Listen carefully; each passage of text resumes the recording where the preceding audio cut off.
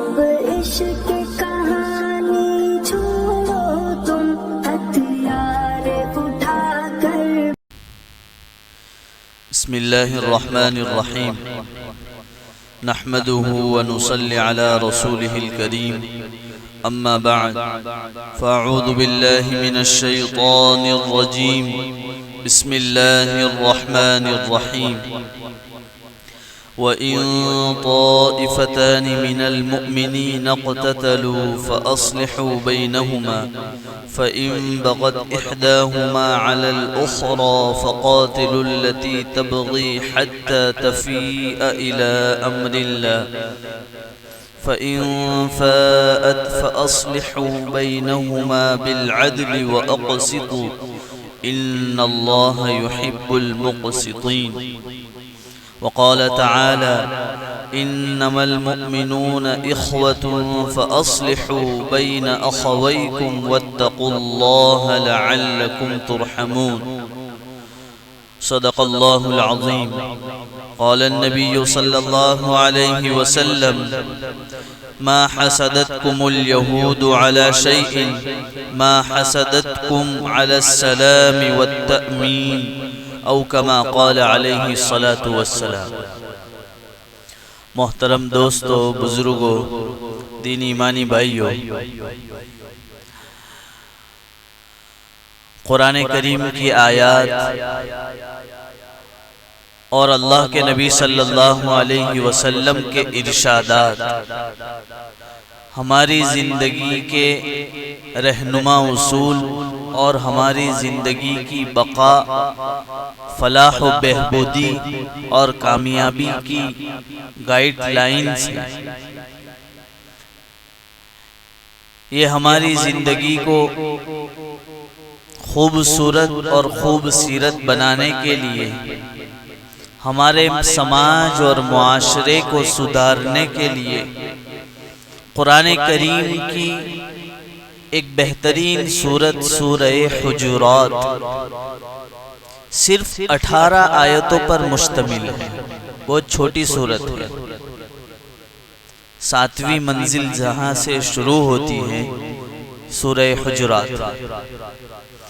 اس سورت میں اللہ رب العزت نے عقائد، توحید، اخلاق اور معاشرہ کیسے سدھرے اس کے لیے بہترین اصول بیان کیے. اب ہمیں کرنا یہ ہے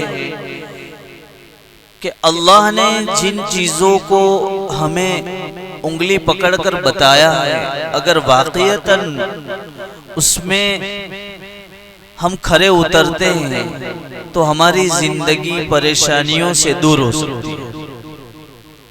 اور عجیب معاملہ ہے، اللہ نے ایسی دکھتی رگ کو پکڑ کر بتایا ہے کہ یہ ہماری بیماریاں ہیں، یہ تکلیفیں ہیں اور یہ پریشانی ہے اور اس کا حل یہ ہے. اللہ کا یہ محبت برا انداز ہے. وَإِن طَائِفَتَانِ مِنَ الْمُؤْمِنِينَ اقْتَتَلُوا فَأَصْلِحُوا بَيْنَهُمَا. تو کہنے کی بات یہ ہے کہ قرآن کریم کا ایک ایک حرف ہم مسلمانوں کے لیے کامیابی کا ذریعہ ہے. قرآن کو پڑھنے والے، قرآن کو سمجھنے والے اور اپنی زندگی کو قرآن کریم کے مطابق ہم بنائیں تو ہماری زندگی کامیابی اور کامرانی میں آ سکتی ہے. ہماری کامیابی کو کوئی نہیں روک سکتا. اللہ رب العزت نے یہ ہماری زندگی جو ہے مختصر دی ہے. اس میں اللہ نے ہمیں انسان کیسے بنے، معاشرہ کیسے سدھرے، اس کے لیے کچھ اصول بیان کیے. اس 18 آیتوں میں 9 باتیں ایسی ہیں جس پر اگر ہمارا عمل ہوتا ہے تو انشاءاللہ بھائی بہن کے جھگڑے، میاں بیوی کے جھگڑے، رشتہ داروں کے جھگڑے، بھائیوں کے جھگڑے، پڑوسیوں کے جھگڑے، آپس میں انبن جو ہوتی ہے وہ کس سبب سے ہوتی ہے، ان سب کا نچوڑ ہے. تو کتنی بہترین بات ہے کہ یہ ساری خرابیاں نکل جائیں اور ان باتوں پر اگر ہم عمل کرتے ہو جائے، جس کو اللہ نے خود نشانی کر کے بتایا ہے کہ معاشرے کے اندر سڑپن پیدا کرنے والی، جو سڑا ہو جاتا ہے، سڑ جاتا ہے، کوئی عضو سڑ جاوے تو اس کو ختم کر دیتے ہیں. جیسے ابھی میں شروع میں آیا تو اشرف بھائی کی والدہ کے بارے میں ان سے پوچھنے لگا تو کہا کہ شوگر کی وجہ سے پیروں کے اندر سڑن پیدا ہو گئی تو پیر ختم کر دیا گیا. اسی طرح ہمارے معاشرے میں جب سڑن پیدا ہوتی ہے، خرابی پیدا ہوتی ہے اور یہ بڑھتی جاتی ہیں تو پھر اس کو ختم کر دیا. اس لیے جس کے ساتھ ہماری دشمنی ہوتی ہے، عداوت ہوتی ہے، پھر وہ دھیرے دھیرے بڑھتی ہی جاتی ہے. میری مرتضیٰ بھائی کی آپس میں مگج ماری ہو گئی. اب تیسرا شخص آ کر کہہ رہا ہے سب بہو کے تو فوراً چڑھ جائے. ادھر سے مجھے کسی نے اور خبر دی مرتضیٰ ایسا کہہ رہا ہے تو اور بات بگڑے گی. تو معاشرہ بگڑتا کیسے ہے؟ دو بھائیوں میں آپس میں انما المؤمنون اخوہ، یہ بھی سورہ حجرات کی آیت ہے. اللہ کہتا ہے مومن مومن کا بھائی. فَأَصْلِحُوا بَيْنَ أَخَوَيْكُمْ وَاتَّقُوا اللَّهَ لَعَلَّكُمْ تُرْحَمُونَ. کتنا عجیب انداز ہے کہ بھائیوں میں دشمنی نہ ہو، مسلمانوں میں دشمنی نہ ہو، بھائی چارہ باقی رہے اور ہم سب مل کر، جیسے ابھی 15 اگست آ رہی ہے تو یوم آزادی یہ کیا پیغام دیتا ہے کہ ہم سب ایکتا کے ساتھ رہیں، محبت کے ساتھ رہیں. قرآن کریم کئی سالوں سے، ہزارہ سال سے یہ بات کہہ رہا ہے کہ ہمارا سماج، ہماری سوسائٹی، ہمارا معاشرہ کیسے خرابیوں سے نکل جائے. اس کے لیے رہنما اصول کیا ہے؟ ہر چیز جو بنتی ہے نا تو اس کا ایک پورا خاکہ بنتا ہے کہ ان سانچے میں جو جو چیز آئے گی وہی لوگ اس میں داخل ہے، اس کے علاوہ جو نہیں ہے اس کو خارج کر دیا جائے گا، نکال دیا جائے گا. تو قرآن کریم کا پہلا اصول یہ ہے، قرآن کریم کا سب سے پہلا اصول یہ ہے فَتَبَيَّنُوا. جب بھی ہمارے بیچ میں کوئی بھی مگجماری، لڑائی، جھگڑا یا انبن پیدا ہو، قرآن کریم کا پہلا اعلان فَتَبَيَّنُوا کہ پہلے تحقیق کرو. حضرت عمر رضی اللہ تعالیٰ عنہ کا یہ معمول تھا. ایسا نہیں کہ ایک کان کی سنی دوسرے کان کی نہیں سنتے ہیں، اس طرح نہیں کرنا. پہلے جب بھی کوئی خرابی آپ کو معلوم ہو، میرے بارے میں کوئی بات غلط کہہ رہا ہے کہ مرتضیٰ بھائی نے یہ بات کہی ہے تو میں یہ نہیں کہ اس نے کہا اس لیے فوراً بائیں چڑھا لوں، نہیں، یہ معاملہ نہیں ہے. تحقیق کرو. فتبینوا قرآن کی پہلی تعلیم ہے. فلاں پارٹی ایسا کرتی ہے، فلاں شخص ایسا کرتا ہے، تیرا بھائی ایسا کہتا ہے، تیری بہن ایسی کہتی ہے، تیری بیوی تیرے بارے میں یہ خیال کرتی ہے، تیرے رشتہ دار تیرے بارے میں اس طرح بولتے ہیں. ہم کیا کرتے ہیں؟ فوراً ایکشن لیتے ہیں. ایکشن نہ لو، پہلے کیا کرنا ہے؟ فتبینوا، تحقیق کرو، اس کی تہ تک پہنچو، حقیقت کو جانچو. پہلا اصول یہ ہے کہ جب بھی کوئی معاملہ ہو تو فتبینوا. سورہ حجرات کی آیت میں یہ پہلا حکم ہے اللہ کا کہ یوں ہی الل ٹپ لڑنے نہ لگ جاؤ، بولنے نہ لگ جاؤ، غلط الفاظ نہ استعمال کرو. فتبینوا. دوسرا حکم دیا کہ اگر کوئی بات پتا چل گئی ہے کہ چلو مجھ میں خرابی ہے اس لیے میرے بھائی جو تھا وہ میرے خلاف بول رہا تھا، تو تیسرا شخص یہ کرے گا فَأَصْلِحُوا بَيْنَ أَخَوَيْكُمْ. دونوں بھائیوں کے درمیان، رشتہ داروں کے درمیان. یہ نہیں کہ جلتی ہوئی آگ میں اور جو ہے تیل ڈالیں، بلکہ فَأَصْلِحُوا. یہ قرآن کا حکم. معاشرہ، سماج اس وقت تک نہیں سدھر سکتا ہے، اس کی یہ کمی اللہ رب پکڑ کر بتا رہے ہیں کہ پہلے معاملے کی تحقیق کرو. اگر کوئی معاملے میں خرابی نظر آ رہی ہے تو فَأَصْلِحُوا، اس کے اندر جو ہے اتفاق پیدا کرنے کی کوشش کرو. یہ نہ کرو کہ فلاں ایسا کہہ رہا ہے، فلاں ایسا کہہ رہا ہے. یہ تو انبن پیدا کرے گا، یہ تو لڑائی جھگڑے پیدا کرے گا، یہ تو جتنی محبت تھی اس میں خرابی لائے گا. پھر ہم کہیں گے کہ ہم تو ایکتا کی بات کرتے ہیں، ہم تو حق کی بات کرتے ہیں. تو قرآن جھوٹ کی بات کرتا ہے، قرآن غلط کہتا ہے. نعوذ باللہ. نہیں ہو سکتا ہے. فَأَصْلِحُوا، صلح کرائیں گے، آپس میں دوستی کرائیں گے. اور مزید میں احادیث کے ذریعے سے یہ بھی بتاؤ، میاں بیوی میں آپس میں لڑائی ہو، دونوں بھائیوں میں لڑائی ہو، دو بہنوں میں لڑائی ہو، بھائی بہن میں لڑائی ہو، والد اور بیٹے کے درمیان لڑائی ہو، والدین اور جو ہے بیٹوں اور بیٹیوں کے درمیان لڑائی ہو، شریعت اس وقت اجازت دیتی ہے تیسرے شخص کو، اگر وہ واقعتاً چمچہ سمجھا نہیں اور چمچا گیری کر رہا ہے اور ان دونوں کے درمیان مخالفت اور لڑائی پیدا کرنا چاہتا ہے تو وہ چمچا ہے. اور شریعت یہ کہتی ہے کہ وہ تیسرا شخص جو مابین ہے دونوں کے درمیان ہے وہ چاہتا ہے کہ ان دونوں کے درمیان صلح ہو جائے, دوستی ہو جائے. تو یہ کام کریں گے کہ اس موقع پر شریعت کی طرف سے جھوٹ بولنے کی اجازت ہے. میرے خلاف کسی نے بڑکا دیا کہ مول صاحب جو ہیں بیجی چھوکری ہاتھے لاگے لو چھے, میری بیوی کے کان میں بات پڑ گئی. اب عورت جو ہے سینسیٹیو فورت جو ہے اس نے یہ ذہن میں لے لیا کہ ہوں کرے. اب موبائل بھی چیک ہو رہا ہے, جب کدھر جا رہے کہاں گئے تھے کدھر سے آئے ہیں یہ تحقیق ہو رہی ہے. کیوں؟ کیونکہ تیسرا شخص ہے اس نے کان بھرے ہیں. اب اس کی وجہ سے میری زندگی حرام ہو رہی ہے. اب میرا کھانا صحیح وقت پر نہیں مل رہا, مجھے سونے کو نہیں مل رہا, ہر طرف سے پریشانی آ رہی ہے. کس نے کیا یہ گھریلو زندگی کو خراب کر دیا. تو اس وقت میں بھلے مجھ میں خرابی ہے یا بھلے میں کسی سے لگا ہوا, اس کو یہ کہنا چاہیے کہ ترو شوہر وہ نہیں ملے, یہ تو پارٹ ٹائم نہیں نماز پڑھاوے دعا کرے یہاں کرے تے کر. جھوٹ بول دو بھائی. واقعیتاً اگر زنا کر رہا ہے اس کے باوجود بھی کہو زنا نہیں کر رہا ہے, تاکہ ان کا رشتہ بنا رہے. اور اس شخص کو جو خرابی میں مبتلا ہے اس کو آپ حکمت کے ساتھ محبت کے ساتھ سمجھاؤ کہ یہ کام کرنا غلط ہے, اس کو چھوڑ دے. تو یہاں رشتہ بھی نہیں ٹوٹا اور جو ہے یہاں پر خرابی بھی ختم ہو گئی. یہ علامت ہے. تو فَأَصْلِحُوا دونوں کے درمیان جو ہے محبت اور صلح کروائیں گے, دوستی کروائیں گے, یہ کام کریں گے. تو دو اصول بیان کیا, فَتَبَيَّنُوا اور فَأَصْلِحُوا, تحقیق کریں گے پہلے معاملے کی. اس کے بعد اگر خرابی نظر آتی ہے تو کیا کریں گے, ان میں مصالحت کرائیں گے, دوستی کرائیں گے, خرابی پیدا نہیں کریں گے. تیسرا کام یہ کریں گے. اب پتہ چل بھی گیا ہے تو اس کا مطلب یہ نہیں ہے منصفانہ فیصلہ کریں گے. ایسا نہیں کہ کوئی غریب ہے یا لاچار ہے یا بے بس ہے تو اس کو تو لوگوں کے سامنے جو ہے الٹپ بول دیا آپ نے, لیکن سامنے والا امیر ہے یا بڑا ہے یا کسی بھی عہدے پر فائز ہے تو یہ نہیں ہے کہ اس کے سامنے تو بھائی بھائی کریں گے. اور جو غریب ہیں, جو طاقت میں کم ہے, مظلوم ہے, اس کے سامنے آپ کچھ بھی بولتے رہیں گے نہیں. وَأَقْسِطُوا, قرآن کریم کہتا ہے کہ انصاف کا معاملہ کریں گے.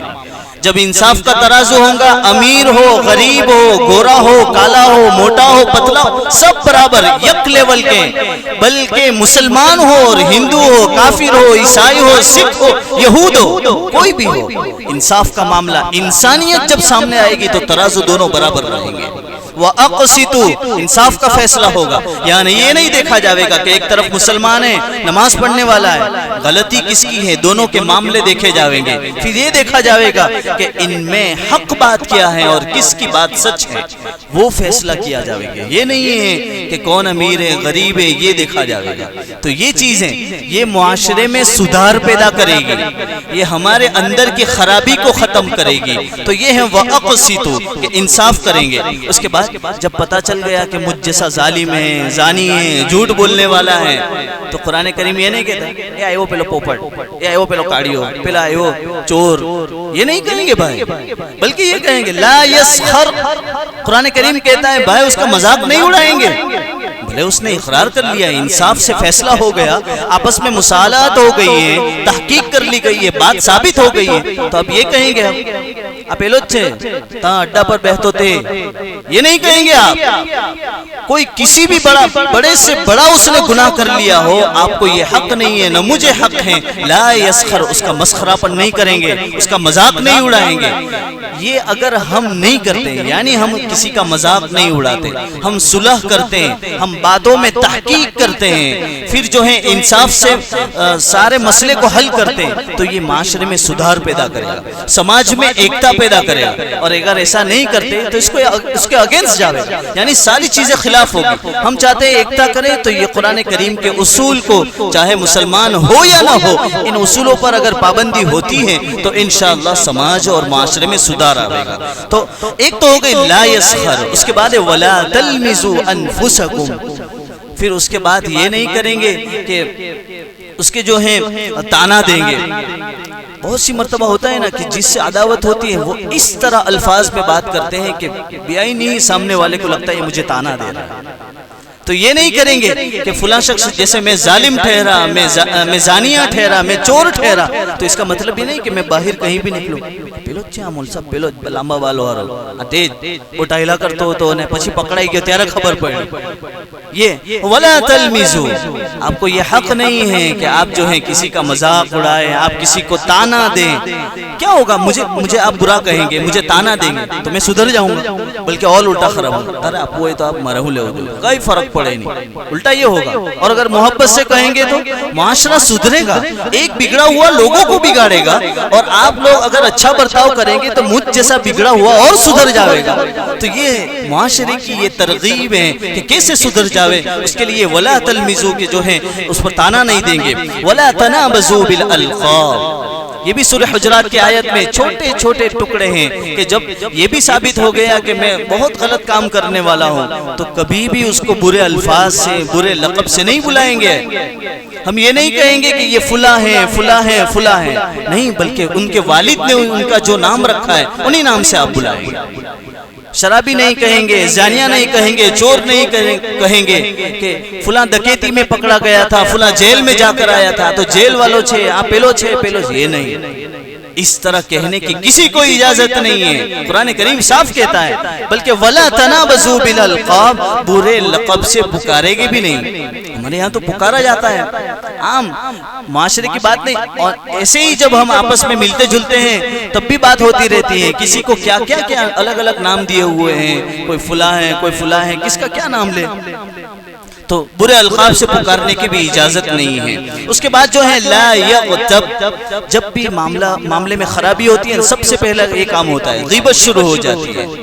بعضکم بعضا، ایک دوسرے کی غیبت کرنا شروع کر دیتے ہیں جس کی وجہ سے خرابی ہوتی ہے. بھائی مجھ میں خرابی ہے، آپ کو لگتا ہے کہ میں نماز میں چوری کرتا ہوں یا لوگوں کے پیسے کھا جاتا ہوں یا کسی پر ظلم کرتا ہوں، میرے پیچھے کہنے کی کیا ضرورت ہے، مجھے صاف کہہ دو تو غیبت کا گناہ بھی نہیں ہوگا اور مجھے سدھرنے کا موقع مل جائے گا. تو لا یغتب کہ معاشرے کو سدھارنا چاہتے ہو، اس میں جو ہے اچھائی لانا چاہتے ہو تو اس کے لیے غیبت نہ کریں، سامنے کہہ دیں، اس کو سمجھائیں، محبت سے سمجھائیں کہ بھائی یہ تم میں یہ غیبت نہیں کرنا چاہیے. لا یغتب، یہ معاشرے کو سدھارنے کی. اس کے بعد لا تجسسوا، معاملہ بگڑتا ہے نا، سارا معاملہ دیکھو ہم ایسا ہی کرتے ہیں اور اللہ نے اسی رخ کو پکڑا ہے. جیسے ہی مجھے لگا کہ مرتضیٰ بھائی کے ساتھ میری انبن ہوئی ہے، اب جب بھی میں نکلوں گا فوراً یا تو مرتضیٰ بھائی مجھے دیکھیں گے صاحب کہاں چاہیے لو، یا میں دیکھتا رہوں گا مرتضیٰ بھائی کہاں جاتا چھے ہوں کرتا چھے. کیوں بھائی؟ میری دشمنی ہو گئی نا. اب میں ٹوہ میں لگا ہوا ہوں، تجسس میں لگا ہوا ہوں، اس فکر میں ہوں کہ کب آٹی میں آوے اور ان کو جو ہے سپاٹے پر لیا جاوے، لوگوں کے سامنے ذلیل کیا جاوے. یہی ہوتا ہے ہمارے رشتہ داریوں میں، ہمارے آپس میں بھائیوں میں بہنوں میں اور جو ہے دوستوں احباب میں، گاؤں میں، محلے میں، یہی چیزیں ہوتی ہیں کہ جب کسی کے ساتھ انبن ہوئی ہے پھر اس کے بعد جو ہے اس کو آٹی میں لیا جاتا ہے، پھر جو ہے اس کی ٹوہ میں لگا جاتا ہے. اللہ کہتے ہیں اس طرح کا معاملہ نہ کرو، یہ انسانیت کا کام نہیں ہے، بلکہ اس سے ایکتا نہیں ہوتی ہے بلکہ اور خرابی پیدا ہوتی ہے. تو جو یہ قرآن کریم کا حکم ہے لا تجسسوا کہ جو ہے کسی کی ٹوہ میں نہ پڑے رہو، کسی کی فکر میں انتظار میں نہ لگے رہو کہ جو ہے اب آٹی میں آئے گا. اور اس کے بعد جو ہے نوواں حکم ہے اجتنبوا کثیرا من الظن، بہت گمان ہم پیدا کر لیتے ہیں کہ بہت سے لوگوں کو یہ فکر ہی رہتی ہے کہاں گلو تو کہہ رہا ہے وہ ہوں کرتو تو کیم تھیلو ہوں تھیلو. اجتنبوا کثیرا من الظن، بچو بھائی اجتنبوا کثیرا من الظن، بہت کھوپڑی میں ڈالنے کی ضرورت نہیں ہے. کام کاج ہے، تمہاری میاں تمہارے گھر میں بیوی ہیں، بچے ہیں، اولادیں ہیں، والدین ہیں، رشتہ دار ہیں، ان کی فکروں میں لگے رہو. دوسروں کی فکر کرنے میں کیا لگے رہتے ہو؟ اچھی فکروں میں اگر دوسروں کی لگے رہتے ہیں تو تب تو ٹھیک ہے، لیکن اس معاملے میں کہ اس میں کون سی خرابی ہے اس تلاش میں نہ رہو. اجتنبوا کثیرا من الظن، آگے اللہ فرماتا ہے ان بعض الظن اثم، بہت سارے تمہارے گمان ایسے جو گناہ تک تمہیں لے جاتے ہیں. اور یہی ہوتا ہے. تو یہ معاشرے کے کچھ اصول تھے کہ ہماری زندگی اور ہمارا معاشرہ اور ہمارا سماج اگر سدھر جاوے تو اس کے لیے یہ 9 اصول ہیں جو میں نے آپ کے سامنے بیان کیے. یہ سورہ حجرات کی آیت ہیں جن کے اندر اللہ رب العزت نے کس طرح ہماری رشتہ داری، ہمارا گھر، ہمارا سماج، ہمارا معاشرہ سدھرا رہے اس کے لیے یہ 9 اصول بیان کیے تھے. اللہ رب العزت مجھے آپ کو کہنے سننے سے زیادہ عمل کی توفیق عطا فرمائے. فرمائے ایک بہترین ہدیہ دیکھ لو. معاشرے کو سدھارنے کے لیے 9 اصول ہو گئے. اب جب سدھر جاویں گے تو ملے گا کیا ہمیں؟ جنت ملنے والی ہے نا بھائی. تب جنت ملے گی تو اس کے لیے اللہ کہیں گا کہ بھائی یہ مین گیٹ سے آپ کو داخل ہونا ہے. میں کہتا ہوں کہ اللہ نے جنت کے 8 دروازے رکھے ہیں. تو ایسا ہم کو اگر پروٹوکول ملے اور اتنی ہماری جو ہے استقبال کیا جاوے کہ آپ جنت کے 8 دروازے سب میں سے داخل ہونا چاہے تو داخل ہو سکتے ہیں. یعنی آپ کے لیے کوئی ایسا نہیں کہ یہیں سے آنا ہے, جہاں سے آنا چاہو وہاں سے داخل ہو سکتے. تو اب 8 دروازے سے داخل ہونے کا بہترین عمل ہے جب بھی آپ وضو کریں اس کے بعد یہ دعا پڑھیں, اور آپ کو آتی بھی ہے, وضو سب کرتے ہی ہیں الحمدللہ. اشہد ان لا الہ الا اللہ وحدہ لا شریک لہ واشہد ان محمدا عبدہ ورسولہ. کس کو یاد نہیں ہے؟ تو سب پڑھتے ہیں. بس اتنا استظہار رہنا چاہیے. ہمارے پاس بہت چھوٹے چھوٹے عمل ہے کہ مول صاحب نے کام تو تھایا જ کرے نا, مول صاحب تو اگر ترقی کرے. یہ عمل ہے ہمارے پاس جو پرائیویٹ خزانے ہیں جس کی وجہ سے ہمارا کام چلتا رہتا ہے. آپ کو معلوم ہے لیکن اس کا استظہار نہیں ہے. تو میں اس کا استظہار کروا رہا ہوں کہ جو ہے آپ جب بھی وضو کریں تو یہ نیت کرے کہ اللہ ہمیں 8 دروازے سے داخل کرے گا. یہ استظہار ہونا چاہیے اور اللہ کے نبی کا وعدہ ہے تو یہ ضرور حق ہو کر رہے گا. اشہد ان لا الہ الا اللہ وحدہ لا شریک لہ واشہد ان محمدا عبدہ ورسولہ. اللہ رب العزت مجھے آپ کو کہنے سننے سے زیادہ عمل کی توفیق عطا فرمائے. مولانا وسیم شاہ دھرم پوری کی آفیشیل چینل کو سبسکرائب کریں اور بیل آئیکن دبائیں.